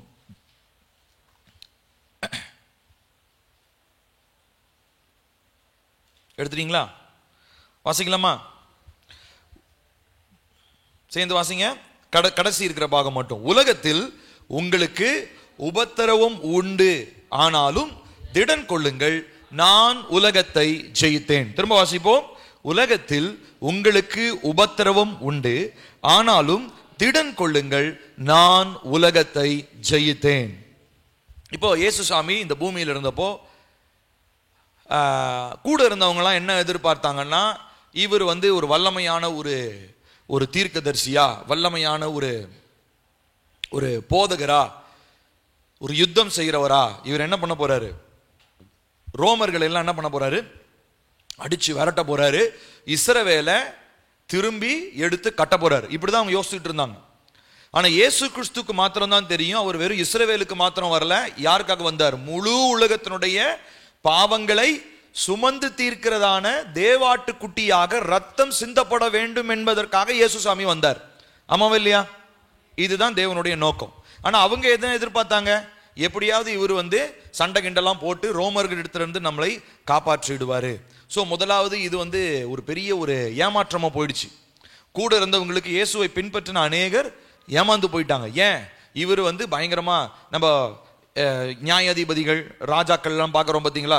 தாவீது அப்படி சண்டை போட்டாரு, பெலிஸ்தீரை வீழ்த்தினாரு, கோலியாத்தினுடைய மண்டையை உடைச்சாரு, அப்புறம் சிம்சோன் வந்தாரு, அப்புறம் கிதியோன் வந்தாரு. இந்த மாதிரி இவங்கள மாதிரி இவரும் என்ன பண்ணுவாரு, அந்த மோவாபியரு, அம்மோனியரு, பெலிஸ்தியரு, ரோமர்கள் மாதிரி இவங்களையும் என்ன அழிக்க போறாருன்னு நினைச்சாங்க. ஆனா அவங்களுடைய எண்ணம் எல்லாம் ஏமாற்றமா போயிடுச்சு. காரணம் என்ன? அதையும் தாண்டி பூமியில் இருக்கிறதான இஸ்ரவேல் என்னும் சின்ன அந்த தேசத்தையும் தாண்டி தேவனுடைய ராஜ்யம் அப்படின்ற ஒரு பெரிய ஒரு திட்டத்தை நிறைவேற்றும்படியே தான் யார் வந்தா? ஆண்டவராக இயேசு கிறிஸ்து இந்த பூமிக்கு வந்தார். ஸோ முதலாவது அதுலயே அவங்களுக்கு ஒரு குழப்பம் ஆகி போச்சு. ஸோ இப்போ ரீசன், இப்போ நம்ம இந்த நாட்களில் இந்த தீங்கு அனுபவிக்கணும் அப்படின்னு சொல்லி சொன்னா நம்ம நல்லா புரிஞ்சுக்கணும், நம்ம இஸ்ரவேலரை போல இந்த பூமிக்குரியவர்களாய் சிந்தித்து கொண்டிருக்கிறோமா? இல்லைன்னு சொன்னா இயேசு கிறிஸ்து கற்றுக் கொடுத்தபடி பரலோக ராஜ்யத்திற்குரியவைகளை சிந்தித்து கொண்டிருக்கிறோமா? நல்லா கவனிக்கணும். இந்த டிஃபரன்ஸ் தான் தீங்கு அனுபவிக்கிறதுனுடைய அர்த்தத்தை உங்களுக்கு சொல்லி கொடுக்கும். நல்லா கவனிக்கணும். நீங்க இஸ்ரவேலர் மாதிரி இந்த பூமியில எனக்கு நன்மை உண்டாகணும்னு நினைக்கிறீங்களா? இல்லைன்னு சொல்லி சொன்னா இயேசு கிறிஸ்து சொல்லி கொடுத்த மாதிரி பரலோக ராஜ்யத்தினுடைய மீட்பு உண்டாக நீங்க காத்திருக்கிறீங்களான்றது, இந்த ரெண்டு வித்தியாசத்துக்கு நடுவுல தான் தீங்குனா என்னன்றது டெஃபினிஷன் உங்களுக்கு கிடைக்கும். நம்ம இந்த பூமியில எனக்கு மீட்பு கிடைக்கணும், இந்த பூமியில எனக்கு சுகம் உண்டாகணும், இந்த வாழ்க்கையில எனக்கு நன்மை நடக்கணும்னு நம்ம எதிர்பார்க்கிறவங்களுக்கு இந்த தீமை உண்மையான நம்ம சரீரத்தை ஒடுக்கி நம்மளை சித்திரவதை பண்ற தீமையா இருக்க போகுது. ஆனா எந்த மனிதன் பரலோக ராஜ்யத்திற்காக தேவன் ஆண்டவராக இயேசு கிறிஸ்து கற்றுக் கொடுத்த பரலோக ராஜ்யத்திற்காக வாஞ்சிக்கிறானோ அவனுக்கு தீங்குன்றது வேற. ஏன்னா அவனை பொறுத்த வரைக்கும் தீங்குன்றது உலகத்துல வரக்கூடிய பிரச்சனைகள் அல்ல. அவனை பொறுத்த வரைக்கும் தீங்குன்றது ஆண்டவராக இயேசு கிறிஸ்து சொன்ன காரியம் என்ன தெரியுங்களா? நான் அவருடைய சிலுவையை எடுத்துக்கொண்டு நான் நடக்கும் பொழுது எனக்கு விரோதமாய் வருகிறதான ஏளனங்கள், எனக்கு விரோதமாய் வருகிறதான குற்றச்சாட்டுகள், நான் நன்மையானவனாய் நான் இருந்தாலும் நல்லவனாக இருந்தாலும் என்னை தீமையானவன்னு சொல்லி சொல்றாங்க பாத்தீங்களா? இததான் பரலோக ராஜ்யம் என்னன்னு சொல்லுது தெரியுங்களா? தீமைன்னு சொல்லுது. மற்றபடி மற்ற காரியங்களை நம்ம தீமைன்னு சொல்லவே முடியாது. ஏன்னா பரலோக ராஜ்யத்தை பொறுத்த வரைக்கும் ஆண்டவராக இயேசு கிறிஸ்து இந்த பூமியில ரொம்ப சிம்பிளா சொல்லிட்டு போயிட்டார். நீ என்ன பண்ணணும்? சிலுவை எடுத்துக்கொண்டு என் பின்னாடி வராதவன் என்னுடைய சீஷனாய் இருக்க மாட்டான்னு சொன்னாரா இல்லையா? சொல்லிட்டு அந்த பகுதியில் தான் கடைசியா சொல்றாரு, உலகத்துல உங்களுக்கு உபத்திரவங்கள் உண்டு. என்ன உபத்திரவம்? நீ தீமை செஞ்சனால உனக்கு தீமை வர்றதில்லை, நீ நன்மை செஞ்சாலும் உனக்கு என்ன வரும்? தீமை வரும். அந்த தீமையை நீ என்ன பண்ணு? அனுபவித்துக்கொள். அந்த தீமையை நீ பேர் பண்ணிக்கோ, சகித்துக்கொள். ஏன்னு சொல்லி சொன்னா இந்த உலகத்தினுடைய பார்வையில உன்னுடைய தீமைன்றது டிஃபைன் பண்ணப்படல. பரலோக ராஜ்யத்தினுடைய பார்வையில தீமைன்றது என்னன்னு சொல்லப்பட்டிருக்கிறது. காரணம், பரலோக ராஜ்யத்தினுடைய பார்வையில நீ தீமையை அனுபவிக்கும் பொழுது உன்னுடைய ஆத்துமாவை நீ மீட்டுக் கொள்வாய். உன்னுடைய ஆத்துமா ரட்சிப்புக்குள்ளாக போகும். இந்த பூமியில நமக்கு அநேக பிரச்சனைகள் இருக்குங்க, யாருக்குமே இல்லைன்னா சொல்ல முடியாதுங்க. நம்ம எல்லாருக்குமே பிரச்சனை, ஒரு பிரச்சனை முடிஞ்சா அடுத்த பிரச்சனை வரதான் செய்யுது. ஆனா இதற்கு மத்தியில தேவன் நம்முடைய இருதயத்துல என்ன கொடுக்கிறாரு? சமாதானத்தை கொடுக்கிறாரா இல்லையா? ஆமாவா இல்லைங்களா? இப்ப மற்றவனுக்கும் நமக்கும் என்னங்க பிரச்சனை? அவங்க என்ன வித்தியாசம்? பிரச்சனை இல்லை. என்ன வித்தியாசம்? அவன் அதே பிரச்சனையில செத்து போறான். ஆனா நம்ம எத்தனை பிரச்சனை வந்தாலும் உயிரோடு இருக்கிறோம், சிரிச்சுக்கிட்டு இருக்கிறோம், சமாதானமா இருக்கிறோம். கை உடைஞ்சாலும் கால் உடைஞ்சாலும் கர்த்தர் நல்லவர்னு சொல்றோம். அழிவு வந்தாலும் கர்த்தர் நல்லவர்னு சொல்றோம். காரணம் என்ன? தீங்கு அனுபவிக்கிற, ராஜ்யத்தின் நிமித்தமாய் தீங்கு அனுபவிக்கிற ஒரு இருதயம் என்னிடத்துல உண்டாயிருக்கிறனாலதான் தீமை எனக்கு வந்தாலும் வாயை திறந்து என்னால என்ன சொல்ல முடியுது? கர்த்தர் நல்லவர்னு சொல்ல முடியுது. நான் சொல்றது புரியுதுங்களா உங்களுக்கு? சோ இந்த ரெண்டாவதா அப்போஸ்தலனாகிய பவுல் தீமோத்தேயுக்கு எழுதும்போது சொல்றாரு, நீ தீங்கு அனுபவிக்கணும். ஏன்னா நீ யோக்கியமானவன் தான். நீ யோக்கியமான காரியங்களை நீ செஞ்சாலும் உனக்கு விரோதமா உன்னை அயோக்கியன்னு சொல்ற ஒரு கை உயரும். உன்னை பார்த்து அயோக்கியன்னு குற்றச்சாட்டுகிற ஒரு மனிதன் ஒருத்தன் வருவான். அவனுக்கு விரோதமா போய் நீ ஆர்குமெண்ட் பண்ணி, ஏய் என்னை ஏன்டா அயோக்கியன்னு சொன்னேன்னு சொல்லி நீ என்ன பண்ணாத? சண்டை போடாத, முறையிடாத. உன்னை அயோக்கியன்னு சொன்னா அது என்ன பண்ணு? ஏற்றுக்கொள். தீங்கு அனுபவி. காரணம், நீ இந்த உலகத்திற்காக தீங்கு அனுபவிக்கல, பரலோக ராஜ்யத்திற்காக நீ தீங்கு அனுபவிக்கிற. அதனாலதான் ஆண்டவராக இயேசு கிறிஸ்து சொன்னாரு, இந்த உலகத்துல உங்களுக்கு என்ன இருக்குது? உபத்திரவம். எந்த உபத்திரவம்? ஆண்டவரை இயேசு கிறிஸ்து சொல்ற உபத்திரவம்ன்றது நம்மளா போய் ஒரு சேத்துக்குள்ள காலை விட்டுட்டு மாட்டிக்கிட்டு முழிச்சிட்டு இருக்கிறது கிடையாது. இயேசுவிற்காக வாழ்ந்தது நிமித்தமாய், இயேசுவினுடைய சிலுவையை சுமந்தது நிமித்தமாய் உங்களுக்கு வருகிற உபத்திரவங்களை பத்தி தான் இயேசுவா சொல்றாரு. ஆனாலும் நீங்க என்ன பண்ணுங்க? திடன் கொள்ளுங்கள், நான் உலகத்தை ஜெயித்தேன் என்று சொல்லி யாக்கோபு ஒரு ஆலோசனை நமக்கு சொல்றாரு. வாசிக்கலாமா? யாக்கோபு 1வது அதிகாரம். யாக்கோபு 1வது அதிகாரம் 4வது வசனம். சேர்ந்து வாசிக்கலாமா? நீங்கள் எங்க சேர்ந்து வாசிக்கலாங்க? நீங்கள் ஒன்றிலும் குறைவுள்ளவர்களாயிராமல் பூரணராயும் நிறைவுள்ளவர்களாயும் இருக்கும்படி பொறுமையானது பூரண கிரியையை செய்ய கடவது. யாக்கோபு, யாக்கோபுன்றவர் இயேசுவினுடைய தம்பி. இயேசு பரிசுத்த ஆவியானவராலே கர்ப்பம் தரிக்கப்பட்டு யாருடைய வயிற்றில் பிறந்தார்? மரியாளுடைய வயிற்றில் பிறந்தார். ஆனா அதுக்கப்புறம் மரியாளுக்கும் யோசேப்புக்கும் மாம்ச ரீதியாக பிறந்ததான சகோதர சகோதரிகள் இருந்தாங்கன்னு பைபிள்ல போட்டிருக்கு. அப்படி பிறந்தவர் தான் யாரு? இந்த யாக்கோபு. சரிங்களா? சோ ஸ்டெப் பிரதர்னு வச்சுக்கலாம், ஹாஃப் பிரதர் இந்த யாக்கோபு. இவர் சொல்றாரு, நீங்க என்ன பண்ணணும்? ஒன்றிலும் குறைவுள்ளவர்களாய் இராமல் பூரணராயும் நிறைவுள்ளவர்களுமாய் இருக்கும்படிக்கு பொறுமையானது. நல்லா கவனிக்கிறாங்க, அந்த வார்த்தையை நீங்க அண்டர்லைன் பண்ணுங்க, பொறுமை. இந்த தீங்கு அனுபவிக்கிறதுக்கு நம்ம என்ன வேணும் தெரியுங்களா? பொறுமை வேணும். ஏன்னா நம்ம என்ன சொல்லுவோம், 4 தாட்டி நம்ம பார்ப்போம், 5வது தாட்டி பொறுத்து பார்த்தேன், நானும் பார்த்துக்கிட்டே இருக்கிறேன், நீயும் வாய்க்கு வந்ததெல்லாம் என்ன பண்ணிக்கிட்டே இருக்கிற? பேசிக்கிட்டே இருக்கிற அப்படின்னு நம்மளும் 4 வார்த்தையை நம்ம பேசிடுவோம். முடிஞ்சதா? பிசாசு என்ன பண்ணிடுவான்? நம்ம பேசின அந்த 4 வார்த்தையை பிடிச்சி நம்ம வீட்டுக்குள்ள வந்து மாளிகை கட்டியே உட்காந்துருவான், டென்ட் போட்டா கூட பரவாயில்ல, கோட்டை கட்டி உட்காந்துருவான் நம்ம வீட்டுக்குள்ள. காரணம் என்ன தெரியுங்களா? பொறுமையை இழந்து போவதனாலே. சோ தேவ பிள்ளைக்கு இருக்கக்கூடிய பெரிய பிரச்சனை என்ன தெரியுங்களா? பொறுமையை காத்துக்கொள்றது, பொறுமையை காத்துக்கொள்வது. ஒரு சிலர் அவசரப்பட்டு வார்த்தையில பேசிடுறோம், ஒரு சிலர் அவசரப்பட்டு ஏதாவது ஒரு வேலையை செஞ்சிருவோம். ஆண்டவர் பொறுமையா இருப்பான்னு சொல்லியிருப்பார். ஆனா நம்ம என்ன தெரியுங்களா பண்ணுவோம்? அவசர அவசரமா போய் ஏதாவது ஒரு மனிதனை பார்த்து காசை கொடுத்து இந்த விஷயத்தை செய்யணுங்க, இதை செய்யணுங்கன்னு சொல்லி நம்மளா என்ன பண்றோங்க? அவசரப்படுகிறோம். ஆனா தேவனுடைய ராஜ்யத்திலே தேவன் நமக்கு சொல்லுகிற ஒரு ஆலோசனை, நீ பொறுமையா இருக்கணும். இதுதாங்க தீங்கு அனுபவிக்கிறது. பொறுமையா இருக்கிறது ரொம்ப கஷ்டங்க. ஏன்னா உலக மனுஷன் நம்மளை சுத்தி இருக்கிறவங்களாம் எப்படிங்க இருக்கிறான்? எவனாவது பொறுமையா இருக்கிறானா? நீங்க ஒண்ணு இல்லைங்க, பொறுமையை பத்தி தெரிஞ்சுக்கணும்னா நீங்க போய் ரோட்ல வண்டி ஓட்டி பாருங்க, தெரியும் உங்களுக்கு. ரோட்ல வண்டி ஓட்டினீங்கனாலே உங்களுக்கு தெரியும் உலகத்துல இருக்கிற மனுஷங்க எவ்வளவு பொறுமையா இருக்கிறாங்கன்னு. நாய்க்கு கூட நேரம் இல்லைங்க, சொல்லுவாங்களா? நாய் நிக்கிறதுக்கு நேரம் இல்லை அப்படின்னு. நாய் கூட ஓடி வந்து இன்னைக்கு நம்மளுடைய டிராபிக்கை ஜாம் பண்ணுது. நாய் குறுக்கு எதுக்காக அந்த நாய் இந்த பக்கம் இருந்து இந்த பக்கம் ஓடி வந்து ஒரு மனுஷனை கீழே தள்ளி விடணும்? அது பாட்டுக்கு ஒரு இடத்துல உட்கார வேண்டியதான அந்த நாய். அந்த நாய்க்கு என்ன வேலை இருக்குது? இதுதான் இன்னைக்கு நாய் முதற்கொண்டு மனுஷன் வரைக்கும் யாருக்குமே என்ன இல்லைங்க, பொறுமைன்றதே இல்லை. ஆனா அந்த இல்லாத விஷயத்தை தான் தேவன் என்ன சொல்றாரு தெரியுங்களா? நீங்க செய்யணும். இந்த பொறுமை இருக்கிறவன் தான் தன்னுடைய அழைப்பை காத்து கொள்ள முடியும். பொறுமை இருக்கிறவன் தான் தேவனுடைய ராஜ்யத்தின் நிமித்தமாய் வருகிறதான தீமைகளை அவனால சகித்து கொள்ள முடியும். நம்ம ஜெபம் பண்ற நேரத்தில் நம்ம ஆண்டவர்கிட்ட ரொம்ப முக்கியமா என்ன தெரியுங்களா கேட்கணும்? ஏசப்பா எனக்கு பொறுமையை தாங்க. ஏன்னா நான் வெறும் இந்த உலகத்தினுடைய காரியங்களுக்காக நான் ஓடலை, நான் பரலோக ராஜ்யத்தினுடைய காரியங்களுக்காக ரொம்ப முக்கியமா தேவனுடைய அழைப்பை பெற்றவனா என்ன பண்ணிட்டு இருக்கேன்? நான் எனக்கு நியமிக்கப்பட்டிருக்கிற அந்த ஓட்டத்தை நான் ஓடிக்கிட்டு இருக்கிறேன். அப்ப இந்த நாட்களில் எனக்கு பொறுமைன்றது ரொம்ப ரொம்ப அவசியம். சோ முதலாவது என்ன பார்த்தோம்? மன தெளிவு. ரெண்டாவது என்னதுங்க? தீங்கு அனுபவித்தல். சோ தீங்கு அனுபவித்தல்ன்றது, தீமைன்றது எப்படி டிஃபைன் பண்றோம் அப்படின்னா ரெண்டு காரியம் சொன்னேன். உலகத்தினுடைய பார்வையில் இருக்கிற தீமை வேற, பரலோக ராஜ்யத்தின் பார்வையில் இருக்கிறதான தீமை வேற. பரலோக ராஜ்யத்தினுடைய பார்வையை பத்தி தான் இங்க நம்ம சொல்றாரு பவுலும். ஆண்டவராக இயேசு கிறிஸ்து அதை பத்தி தான் சொன்னாரு உபத்திரவம்னு சொல்லும் பொழுது. அப்ப பரலோகத்தின் நிமித்தமாய் வருகிற தீங்கு என்னதுங்க? நீங்க நன்மை செய்தும் உங்களுக்கு பதிலாக தீமை வருது பாத்தீங்களா? அதை தான் நம்ம என்னன்னு சொல்றோம்?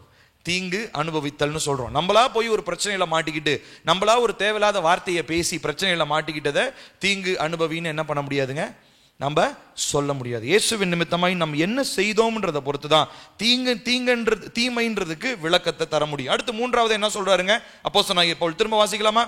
2 தீமோத்தேயு 4:5 வாசிங்க. என்னதுங்க? சுவிசேஷ, வாசிக்கலாமா?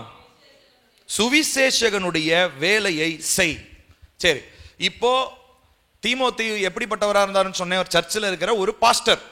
அவருடைய விசேஷ அழைப்பு வந்து சுவிசேஷகன். இதுல வந்து நமக்கு தெரியுது. ஸோ நம்ம எல்லாருமே ஒரு இப்போ என்னை வந்து ஆண்டவர் ஒரு போதகராக அழைச்சாருங்க. ஆண்டவர் என்னை போதகராக அழைச்சாரு. என்னை அப்பா வந்து ஆண்டவர் மெய்ப்பராக அழைச்சார். மெய்ப்பராக அழைக்கும் போது மெய்ப்பனுக்கு ஒரு தகுதி இருக்கும், போதகனுக்கு ஒரு தகுதி இருக்கும். ஆனா இப்போ நான் போதகனா மாத்திரம்தான் இருப்பேன் அப்படின்னா சபையை என்னால் என்ன பண்ண முடியாது, நடத்த முடியாது. ஏன்னா சபைக்கு ரொம்ப முக்கியமான ஒரு அழைப்பு. என்ன அழைப்பு? மெய்ப்பனுடைய அழைப்பு. அவர் தான் இயேசுவினுடைய இருதயத்தை புரிஞ்சுக்கிட்டு அந்த இருதயத்துக்கு ஏற்ற மாதிரி என்ன பண்ணுவார்? சபையை நடத்துவார். இப்போ நான் வெறுமனே போதக அழைப்பில் மாத்திரம் இருந்தேன்னா என்னால் சர்ச்சை என்ன பண்ண முடியாது. சர்ச்சை அஃப்கோர்ஸ் தேவன் தான் நடத்துறாரு. ஆனால் சர்ச்சில் வெறும் நான் பிரசங்கம் பண்ணலாம். ஆனா விசுவாச மக்களை, விசுவாச குடும்பங்களை தேவனுக்குள்ளாக என்னால் என்ன பண்ண முடியாது, நடத்த முடியாது. நான் இப்போதான் அதுக்காக கொஞ்சம் கொஞ்சமா ஜெபம் பண்ணிட்டு இருக்கேன். ஆண்டவரே அந்த மெய்ப்பனுடைய குணங்களை எனக்கு நீங்க தாங்க. ஆனா என்னுடைய பிரதானமான அழைப்பு என்னதான்? போதகர். நான் சொல்றது புரியுதுங்களா? நம்ம எல்லாருடைய லைஃப்லயுமே பிரதானமானது அப்படின்னு ஒன்று இருக்கும். அந்த பிரதானமானது என்ன அப்படின்னா, இப்ப என்னுடைய வாழ்க்கையில போதகர், அப்பாவுடைய வாழ்க்கையில மெய்ப்பர், ஒவ்வொருத்தருக்கு தீர்க்கதரிசி, ஒருத்தருக்கு அப்போஸ்தலர், இப்படி நிறைய பேர் இருக்கும். இப்போ நம்ம எல்லாருக்கும் இதை காட்டிலும் இன்னொரு பிரதானமான ஒன்று இருக்கு. என்ன தெரியுங்களா? நான் முதல்ல சொன்னேன், தேவனுடைய பிள்ளை என்கிறது பிரதானமான ஒரு அழைப்பு. இந்த பிரதானமான அழைப்பு தான், இதுக்காக தான் நம்ம ஓடுறோமே. இதை தாண்டி நமக்கு தேவன் நிறைய அபிஷேகத்தை கொடுப்பார். தீர்க்கதரிசனம் சொல்ற வரத்தை கொடுப்பாரு, அந்நிய பாஷை பேசுற வரத்தை கொடுப்பாரு, சுகமளிக்கிற வரத்தை கொடுப்பாரு. இதெல்லாம் ஒரு பக்கம் இருக்கட்டும். ஆனா நம்ம மெயின் போக்கஸ் என்னதுங்க? தேவனுடைய பிள்ளையாக நான் அழைக்கப்பட்டிருக்கிறேன், அதுதான் என்னுடைய பிரதானமான அழைப்பு என்பதை நான் ஒரு நாள் என்ன பண்ணிடக்கூடாது, மறந்துடக்கூடாது. ஸோ மூணாவதா அப்போஸ்தலனாகிய பவுல் சொல்றாரு, உனக்கு கொடுக்கப்பட்டிருக்கிற அந்த பிரதானமான அழைப்பை நீ என்ன பண்ணு, பற்றிக்கொள். உன்னுடைய அழைப்பை குறித்து நீ நன்றாக அறிந்திருக்க வேண்டும். இந்த உலக மக்களுக்கும் நமக்கும் இருக்கிறதான பெரிய பிரச்சனை என்ன தெரியுங்களா? அவங்களுக்கும் நமக்கும் நடுவில் இருக்கிற பெரிய பிரச்சனை என்னன்னா, அவங்களுக்கு அவங்க யாருன்னே தெரியாது, நமக்கும் நம்ம யாருன்னே தெரிய மாட்டேங்குது. இதனாலதான் இன்னைக்கு உலகத்திற்கும் சபைக்கும் வித்தியாசமே இல்லாமல் போயிடுச்சு. இன்னைக்கு சபை மக்களுக்கு, தேவ பிள்ளைகளுக்கு நம்ம யாருன்றத தெரிஞ்சிருக்கணும். நான் யாருன்னு உங்ககிட்ட கேட்டா நீங்க என்ன சொல்லணும்? நானு தேவனுடைய பிள்ளை. இதுதான் நம்முடைய ஃபர்ஸ்ட் ஐடென்டிட்டி. அதுக்கப்புறம் வேணா நான் போதகன், மெய்ப்பன், அப்போஸ்தலன், தீர்க்கதரிசிலாம் சொல்லிக்கலாம். ஆனா நீங்களும் நானும் நம்மளுடைய முதல் அடையாளம் என்னது? தேவனுடைய பிள்ளை. சோ நீங்க உலகத்துல போய் ஒரு 4 பேர் இருக்கிறாங்களா, அதுல 5ஆவதா நீங்க போறீங்களா, அந்த 4 பேருக்கும் தான் யாருன்றதே தெரியாது. ஆனா அந்த ஒருத்தர் 5ஆவதா நீங்க போறீங்க பாத்தீங்களா, உங்களுக்கு நீங்க யாருன்ற ஒரு தெளிவு இருந்துச்சுன்னா அந்த 4 பேரோட கூட நீங்க சம்பந்தம் கலக்க மாட்டீங்க. அந்த 4 பேர் செய்யற மாதிரி நீங்க செய்ய மாட்டீங்க. அந்த 4 பேர் போற பாதையில நீங்க போக மாட்டீங்க. ஏன்னா உங்களுக்கு நீங்க யாருன்றது தெரியும். நீங்க தேவனுடைய பிள்ளையாக அழைக்கப்பட்டிருக்கிறீங்கன்ற ஒரு நிச்சயம் உங்களுக்கு இருக்குது. அதனால அந்த 4 பேரோட நீங்க சம்பந்தம் கலக்க மாட்டீங்க. இப்ப சம்பந்தம் கலக்கலனா தான் பிரச்சனை இல்லையா? இப்போ நான் யாருன்னு தெரிஞ்சுக்கிட்டு போய் சம்பந்தம் கலந்துட்டேன்னா பிரச்சனை கிடையாது. ஆனா நம்ம சம்பந்தம் கலக்கலன்னா அந்த 4 பேர் என்ன சொல்லுவான்? ஏன்டா இது செய்ய மாட்டேன்ற, இதையும் அனுபவிக்க முடியல, ஏன் கடவுள்லாம் இதுல செய்யக்கூடாதுன்னு சொன்னாரா? நீ சர்ச்சுக்கு போய் சேர்ந்துட்டீங்கன்னா இதெல்லாம் செய்யக்கூடாதா? யாரு உனக்கு சொன்னாங்க? இப்படி பல கேள்விகள் அப்படியே நாளுக்கு நாள் நம்மள என்ன ஆகிட்டே இருக்கும், பின்தொடர்ந்து வந்துகிட்டே இருக்கும். ஒரு நாள் என்ன ஆயிடுவோம், சரி போடா, தேவனுடைய பிள்ளை தானே, ஏசப்பா கிட்ட போய் மன்னிப்பு கேட்டா என்ன பண்ணிடுவாரு, மன்னிச்சிருவாரு. அதனால இந்த 4 பேர் சொல்றதை என்ன பண்ணுவோம், செஞ்சு பார்ப்போமே அப்படின்னு நம்ம செய்யறோம். பார்த்தீங்களா, அங்கதான் பிரச்சனையா ஆரம்பிக்குது. அந்த 4 பேருடைய பேச்சை கேட்காம இருந்திருந்தா, நம்ம சிங்கிளா இருந்திருந்தா கூட சிங்கம் மாதிரி என்ன பண்ணிருக்கலாம், தேவனுடைய பிள்ளையாக நம்ம எதிர்த்து பிசாசுக்கும் மாம்சத்திற்கும் உலகத்திற்கும் நம்மளால எதிர்த்து நிற்க முடியும். ஆனா இப்ப 4 பேரோட சேர்ந்து நம்ம இப்ப என்னவா மாறிட்டோம், பன்னிக்குட்டிங்களா மாறிட்டோம். நீங்க சிங்கமா இருக்கணுமா இல்ல பன்னிக்குட்டியா இருக்கு? பன்னிக்குட்டி எப்படி இருக்கும், டயலாக் இருக்கு இல்லைங்களா? பன்னிக்குட்டி எப்படி இருக்கும், கூட்டமா வரும். ஆனா சிங்கம் எப்படி தான் வருமா, சிங்கிளா தான் வரும். அப்போ உங்களுக்குள்ள அந்த ஒரு அழைப்பு, காரணம் என்ன, நான் தேவனுக்காக அழைக்கப்பட்டவன். God has a greater call for me. தேவன் எனக்கு ஒரு பெரிய அழைப்பை வைத்திருக்கிறார். என்ன அழைப்பு? தேவனுடைய பிள்ளைன்ற ஒரு அழைப்பு இருக்குது. இதை நான் சாதாரணமா ஒரு பன்னிக்குட்டிக்கு முன்னாடி போய், பன்னி கூட்டத்துக்கு முன்னாடி போய் நான் அதை என்ன பண்ண மாட்டேன், நான் உதாசீனப்படுத்த மாட்டேன், அவங்களோட நான் சேர மாட்டேன்னு சொல்லி நீங்க ஒரு தீர்மானத்தை எடுக்கணும். நீங்க தீர்மானத்தை எடுத்தா மாத்திரம்தான் உங்களால என்ன பண்ண முடியும், உங்களுடைய அழைப்பை காத்துக்கொள்ள முடியும். வாசிக்கலாமா? ஒரு வசன பகுதியை வாசிக்கலாம். ஆண்டவராகிய இயேசு கிறிஸ்து இதுக்கு ஒரு அழகான ஒரு உவமையை சொல்றாரு. மத்தேயு 24வது அதிகாரம் எடுங்க. மத்தேயு 24.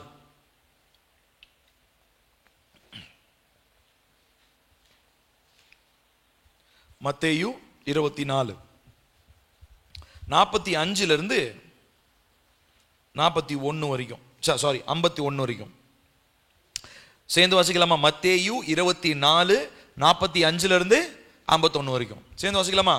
ஏற்ற வேளையிலே தன் வேலைக்காரருக்கு போஜனம் கொடுத்து அவர்களை விசாரிக்கும்படி எஜமான் வைத்த உண்மையும் விவேகம் உள்ள ஊழியக்காரன் யாவன்? எஜமான் வரும்போது அப்படி செய்கிறவனாக காணப்படுகிற ஊழியக்காரனே பாக்கியவான். தன் ஆஸ்திகள் எல்லாவற்றின் மேலும் அவனை விசாரணைக்காரனாக வைப்பான் என்று மெய்யாகவே உங்களுக்கு சொல்லுகிறேன். அந்த ஊழியக்காரனோ பொல்லாதவனாய் இருந்து என் ஆண்டவன் வர நாள் செல்லும் என்று தன் உள்ளத்திலே சொல்லிக்கொண்டு தன் உடன் வேலைக்காரரை அடிக்க தொடங்கி வெறியரோடே புசிக்கவும் குடிக்கவும் தலைப்பட்டால் அந்த ஊழியக்காரன் நினையாத நாளிலும் அறியாத நாழிகையிலும் அவருடைய எஜமான் வந்து அவனை கடினமாய் தண்டித்து மாயக்காரரோடே அவனுக்கு பங்கை நியமிப்பான். அங்கே அழுகையும் பற்கடிப்பும் உண்டாயிருக்கும். நல்லா கவனிக்கிற ஒரு உவமை. ஏசப்பா என்ன சொல்றாருன்னா, ஒரு எஜமான், ஒரு முதலாளி ஒருத்தர் இருக்கிறாருங்க. எல்லாரும் கவனிங்க. ஒரு முதலாளி ஒருத்தர் இருக்கிறார். இந்த முதலாளிக்கு நிறைய வேலைக்காரங்க இருக்கிறாங்க. இந்த வேலைக்காரங்களுக்கு மேற்பார்வை செய்யறதுக்கு ஒரு மேனேஜர் ஒருத்தரை போடுறாரு. இந்த மேனேஜரை அப்பாயின்மெண்ட் பண்ணிட்டு, டேய் வேலைக்காரங்களாம் ஒழுங்கா வேலை செய்கிறாங்களான்னு பார்த்துக்கோ அப்படின்னு சொல்லிட்டு இவர் எங்கே போயிடுறாரு? தூரமாக போயிடுறாரு, ஊருக்கு போயிடுறாரு. இப்போ இந்த மேனேஜரு ஃபர்ஸ்ட் எடுத்தோன்னு நல்லா தான் இருக்கிறாரு, கரெக்டாக வேலைக்காரங்களாம் ஒழுங்காக வேலை செய்கிறாங்களான்னு பார்த்துன்னே இருக்கிறாரு. கொஞ்ச நாள் கழிச்சு வெயிட் பண்ணி பார்க்குறாரு, முதலாளி என்ன வரல, இன்னும் திரும்ப வரல. ஒரு மாசத்துல ரிட்டர்ன் வர்றவன்னு சொன்னவர் இன்னும் வரல. ஒரு வருஷம் ஆகிப்போச்சு. கொஞ்சம் மேனேஜருக்கு கொஞ்சம் அப்படியே ஒரு ஆசை. என்ன அப்படின்னா, முதலாளியோட சொத்து இவ்வளோ சொத்து இருக்குது, நம்ம பார்வையில் விட்டுட்டு போயிருக்கிறாரு, அவரும் திரும்ப வர மாதிரி இல்லை, போன இடத்துல செத்துட்டாரோ என்னமோ தெரியல. அதனால நம்ம என்ன பண்ணலாம், இருக்கிற சொத்தை அனுபவிச்சு இங்க இருக்கிற குடிகாரங்களோட சுற்றி திரிஞ்சு நம்ம என்ன பண்ணலாம், கொஞ்சம் ஜாலியா என்ஜாய் பண்ணலாம் அப்படின்னு அவன் நினைக்கிற நேரத்தில் யார் வராராம்? முதலாளி வராரு. ஆனா அவனுடைய எண்ணம் தப்பா போச்சு, பொறுமையா இல்லை, அவன் யோசனை தப்பா போச்சு. அவன் வந்த உடனே முதலாளி என்ன பண்றாராம், அவனை பிடிச்சி அழுகையும் பற்கடிப்பும் இருக்கிறதான இடம், அது என்னன்னு சொல்லப்படுது, அது நரகம். நரகத்துல அவனை பிடிச்சி போட்டுருவாரு. அதாவது அந்த காலத்துல அந்த ஓமையின்படி அவனை ஜெயிலில் பிடிச்சி போட்டுருவார். ஏன்டா என்னுடைய சொத்தை பாதுகாக்க சொல்லி உனக்கு ஒரு வேலையை கொடுத்தா நீ என்ன பண்ணிட்டு இருக்கிற, என் சொத்தை அழிச்சு கூட இருக்கிற வேலைக்காரங்களோட உட்காந்து சீட்டாடி நல்லா குடிச்சு என்ன பண்ணிட்ட, எல்லாத்தையும் அழிச்சு போட்டுட்டேன்னு சொல்லி கோவத்துல என்ன பண்ணுவாருங்களா முதலாளி, அவனை பிடிச்சி சிறையில் அடைப்பார். ஸோ இதே தான் ஆண்டவராகிய இயேசு கிறிஸ்துனுடைய வருகை எப்பயும் இருக்கும். ஸோ இப்போ ஆண்டவர் யாரை எதிர்பார்க்கிறார் தெரியுங்களா? உண்மையான ஊழியக்காரனை அவர் எதிர்பார்க்கிறார். உண்மையான ஊழியக்காரன். உண்மையான ஊழியக்காரன் யாருன்னு அவரே சொல்றாரு. யாரு? முதலாளி ரிட்டர்ன் வரும் பொழுது தன்னுடைய வேலையை செய்கிறவனாய் காணப்படுகிற அந்த ஊழியக்காரன் தான் யாரு? உண்மையுள்ள ஊழியக்காரன். அவன் அந்த ஊழியக்காரனை, அந்த ஒருவேளை முதலாளி வரும்போது அவன் எதுவுமே செய்யாம, தப்புலாம் செய்யாம, முதலாளி கொடுத்த வேலையை கரெக்டா செஞ்சிட்டு இருக்கும் போது முதலாளி வந்தாருன்னா முதலாளிக்கு எப்படி இருக்கும்?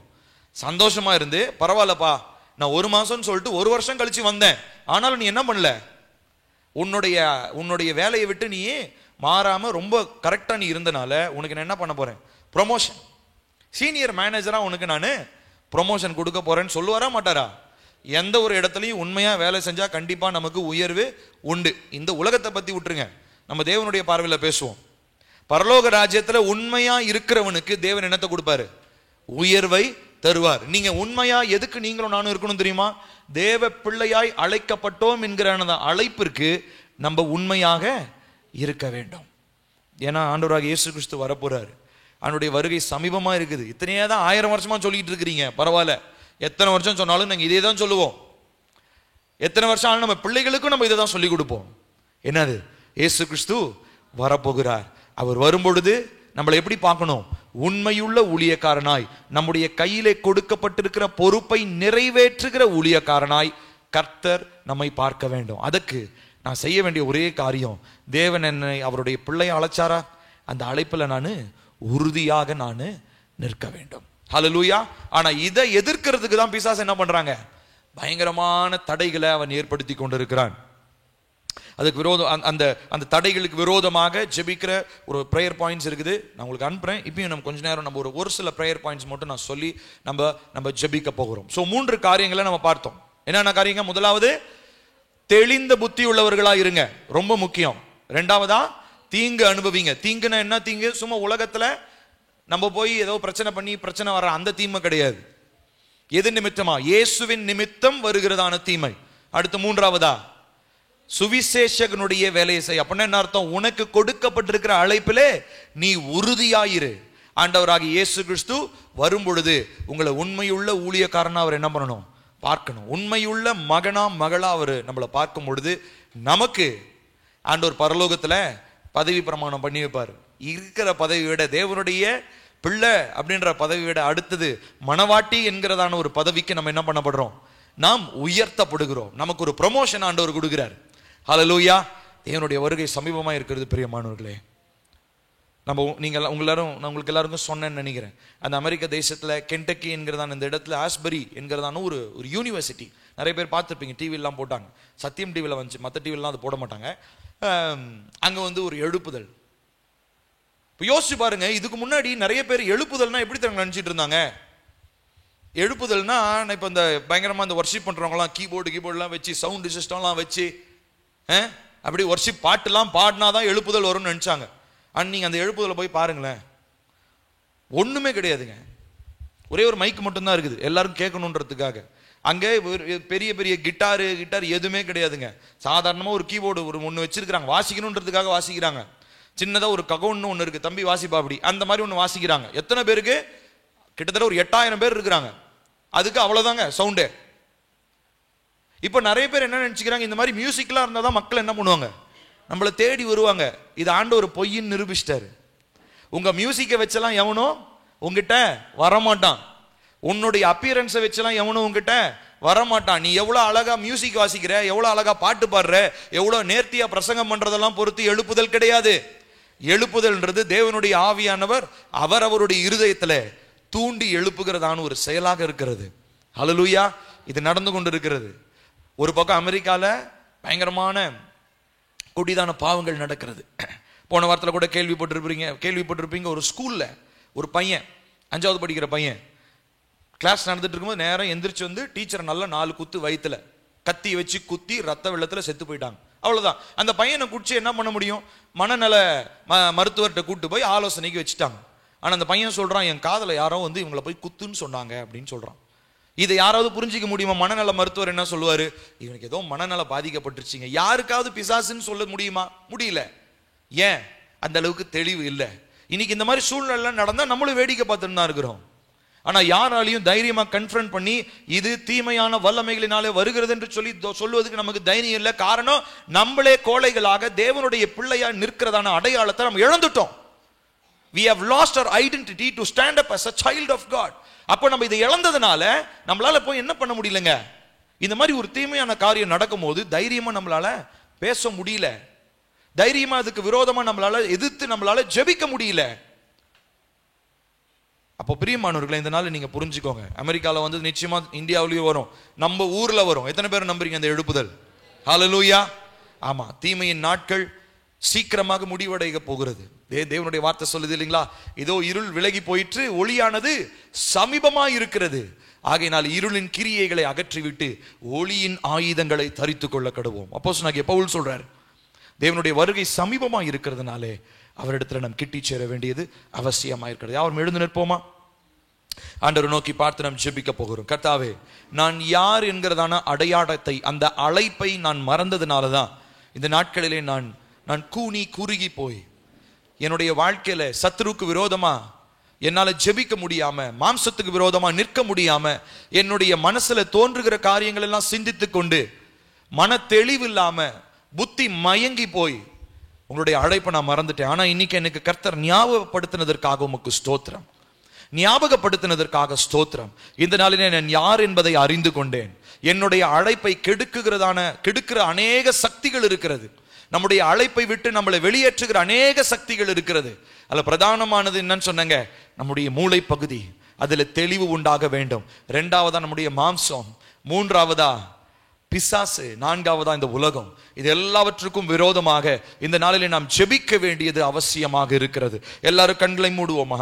தேவனை நோக்கி நாம் பார்க்க போகிறோம். கர்த்தாவே, உம்முடைய பிள்ளையாய் நான் அழைக்கப்பட்டேன் அல்லவா? எனக்கு இந்த தெளிவை கர்த்தர் இந்த நாளிலே தருவீராக. உம்முடைய பிள்ளையாய் அழைக்கப்பட்டிருக்கிறதான நான் எல்லா அப்பா ஜாக்கிரதையோடும், அப்பா எல்லா விதமான ஆண்டவரே நாங்க எச்சரிக்கையோடும் உம்முடைய பிள்ளையா இருக்க கர்த்தர் எங்களுக்கு உதவி செய்வீராக. நம்ம எல்லாரும் கரங்களை உயர்த்தலாமா? முடிந்தால் நம்ம எல்லாரும் தேவனுக்கு நேராக நம்முடைய கரங்களை உயர்த்தி நம்ம எல்லாரும் கேட்க போகிற, ஆண்டவரே, நீர் எனக்கு கொடுத்த உம்முடைய பிள்ளை என்கிறதான அழைப்பை நான் காத்துக்கொள்ள வேண்டும். நீர் எனக்கு கொடுத்ததான பிள்ளை என்கிறதான அழைப்பை நான் காத்துக்கொள்ள வேண்டும். அப்பா, என்னுடைய சிந்தை, அப்பா, நான் தெளிந்த புத்தியுள்ளவனாய் நான் இருக்க வேண்டும். கிறிஸ்துவின் நிமித்தமாய் வருகிற பாடுகள் நான் ஏற்றுக்கொள்ள வேண்டும்.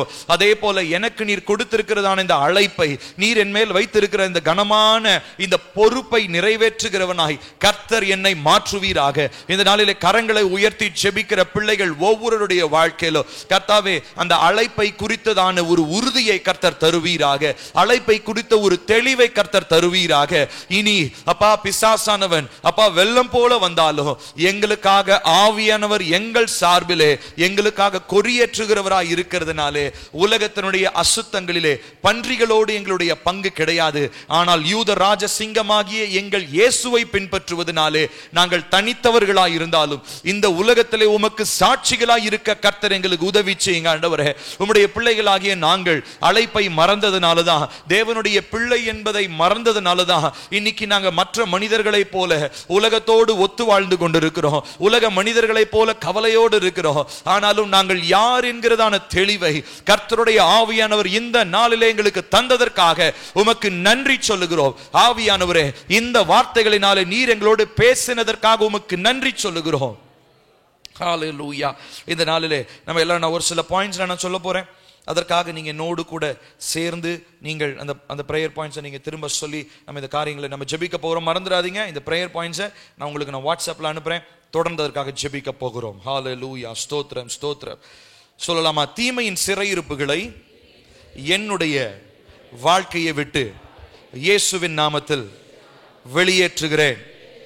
என்னுடைய ஆவிக்குரிய வாழ்க்கையை கலங்கப்படுத்துகிற எல்லா பிசாசின் கிரியைகளையும் இயேசுவின் இரத்தத்தினால் நான் மேற்கொள்கின்றேன். இயேசுவின் இரத்தத்தினால் சுத்திகரிப்பை பெற்றுக்கொள்கின்றேன். ஆண்டவரே, சுயத்திற்கு நான் மரிக்க எனக்கு கற்றுக்கொடும். ஹல்லேலூயா, ஹல்லேலூயா, ஹல்லேலூயா. தேவனே, இயேசுவின் நாமத்தில் என்னை வணைந்து கொண்டு புதுப்பியும். பரிசுத்த ஆவியானவரே, இயேசுவின் நாமத்தினால் என்னுடைய கண்களை திறந்து காண்கிறவைகளை தாண்டி காணாதவைகளை பார்க்கக்கூடிய திறனை எனக்கு உண்டு பண்ணும். என்னுடைய அழைப்பை உம்முடைய அக்கினியினால் பற்றி எரியச் செய்வீராக. என்னை விடுதலையாக்கி பரிசுத்த ஆவியானவரின் நடத்துதலை பெறும்படி இயேசுவின் நாமத்தில் ஜெபிக்கிறேன். ஹல்லேலூயா, ஹல்லேலூயா, ஹல்லேலூயா. ஸ்தோத்திரம் ஸ்தோத்திரம் ஸ்தோத்திரம். தேவனே, என்னுடைய ஆவிக்குரிய கண்களையும் காதுகளையும் நீர் திறந்தருளும். கர்த்தாவே, பரலோகத்தின் மகத்துவமான காரியங்களை கேட்கவும் பார்க்கவும் என்னுடைய காதுகளையும் கண்களையும் நீர் அபிஷேகியும். நான் இடைவிடாமல் ஜெபிக்க எனக்கு அபிஷேகத்தை ஊற்றும். என்னுடைய ஆவிக்குரிய கண்களும் ஆவிக்குரிய காதுகளும் இயேசுவின் நாமத்தில் விரிவாய் திறக்கப்படுவதாக. பரிசுத்த ஆவியானவரே, இயேசுவின் நாம மகிமைக்காக என்னை அக்கினியினால் அபிஷேகியும். பரிசுத்த ஆவியின் அக்கினி என்மேல் போடப்பட்டிருக்கிற எல்லா உலகத்தின் கிரியைகளையும் சாத்தானின் கிரியைகளையும் எரித்து போடுவதாக. ஹல்லேலூயா. ஸ்தோத்திரம் ஸ்தோத்திரம். கர்த்தாவே, இந்த நாளிலே கர்த்தாவே, உம்முடைய பிள்ளைகளாகிய நாங்கள் அப்பா, எங்களுடைய அழைப்பை நாங்கள் உணர்ந்து கொண்டு இந்த அழைப்பை எங்களுடைய வாழ்க்கையில கெடுக்கிறதான சக்திகளுக்கு விரோதமாய் இந்த நாட்களிலே நாங்கள் அதிகமாய் ஜெபிக்க கர்த்தர் எங்களுக்கு வேண்டிய பலனையும் கிருபையும் தருவீராக. வந்திருக்கிற உம்முடைய பிள்ளைகள் ஒவ்வொரு மேலும் இதனால் இந்த விசேஷித்த அழைப்பை கர்த்தர் உறுதிப்படுத்தினதற்காக ஸ்தோத்திரம். உம்முடைய பிள்ளை என்கிறதான அழைப்பை பற்றி கொண்டு உம்முடைய அழைப்பிலே நிலை நிற்க தேவன் வருகிறார், இயேசு கிறிஸ்து வருகிறார் என்று சொல்லி நாங்கள் பொறுமையோடு காத்திருக்க எங்களுக்கு கொடுக்கப்பட்ட அழைப்பை நாங்கள் நிறைவேற்றி எங்களுடைய ஓட்டத்தை நாங்கள் ஜெயமுடன் காத்துக்கொள்ள எங்களுக்கு உதவி செய்யும். நீரே எல்லா துதியும் கனமும் மகிமையும் நீரே எடுத்துக்கொள்ளும். உம்முடைய நாம மாத்திரம் மகிமை அடைவதாக உம்முடைய வருகைக்காக எங்களை ஆயத்தப்படுத்தும். இயேசுவின் நாமத்தில் கேட்கிறோம் எங்கள் ஜீவனுள்ள நல்ல பிதாவே, ஆமென். நம்முடைய கர்த்தராகிய இயேசு கிறிஸ்துவின் கிருபையும் பிதாவாகிய தேவனுடைய அன்பும் பரிசுத்த ஆவியானுடைய காவலும் ஐக்கியமும் நம் அனைவரோடும் என்றும் என்றும் சதா காலங்களிலும் நிலைத்திருப்பதாக. ஆமென், ஆமென். Praise the Lord. கர்த்தர் நம்மை ஆசீர்வதிப்பார். இந்த வாட்ஸ்அப்பில் இந்த ப்ரேயரை நான் உங்களுக்கு PDF நான் அனுப்பிச்சு விடுறேன். தொடர்ந்து அதை முடிஞ்சா பிரிண்ட் அவுட் எடுத்து வச்சு நீங்கள் ஜெபம் பண்ணுங்க. கர்த்தர் நம்மை ஆசீர்வதிப்பார்.